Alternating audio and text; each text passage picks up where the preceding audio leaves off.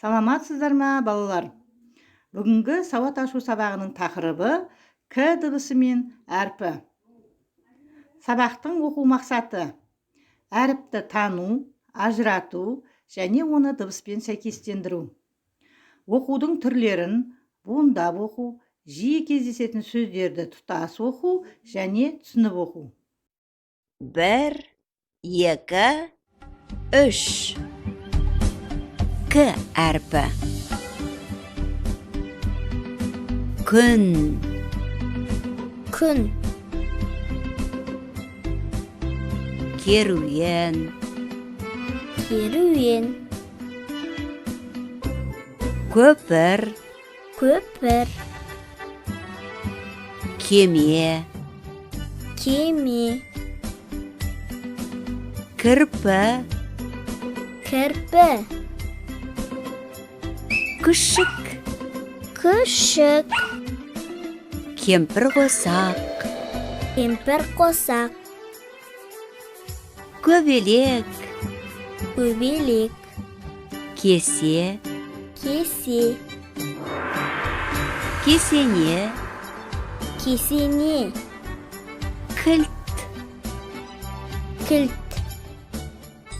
К әрпі.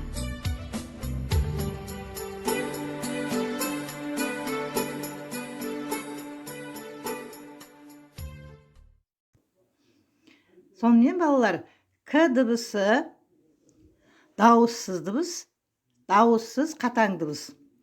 К дыбысы сөздің басында, ортасында және соңында кездеседі. Енді балалар, К дыбысының бас әрпі және кіші әрпімен танысамыз. Және К дыбысының баспа түрі және жазба түрі. Балалар, суреттен ненің суретін көріп тұрмыз?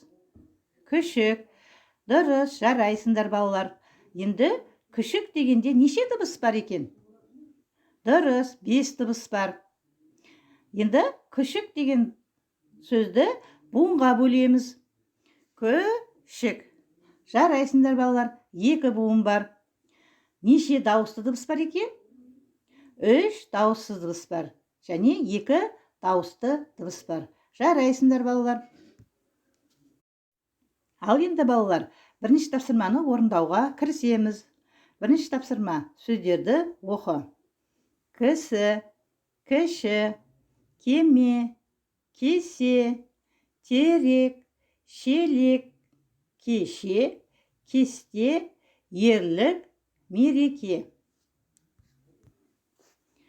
Ескі, ешкі, елік, еттік, кім, ешкім, кіл, кесіртке, текемет, керемет.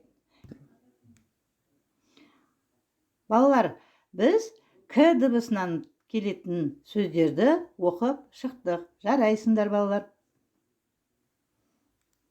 Екінші тапсырманы орындаймыз.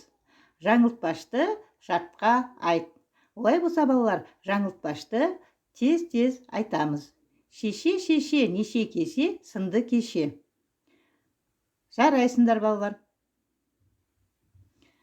Енді балалар, бекіту сұрақтарына жауап берулеріңізді сұраймын. Кім сұрағына жауап беретін сөздерді тап. Кім, ірімшік, кісі, кіші, кілт, еркін, етікші, ешкі.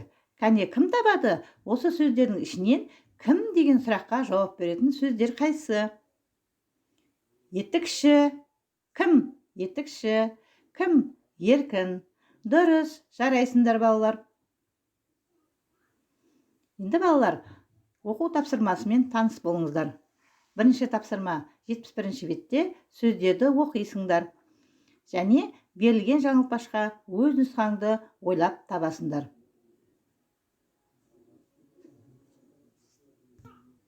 Қымбатты балалар, сіздер жаңа тақырып бойынша ең негізгі мазмұнды алдыңыздар. Жаңа материалды меңгеруде сәттілік тілеймін.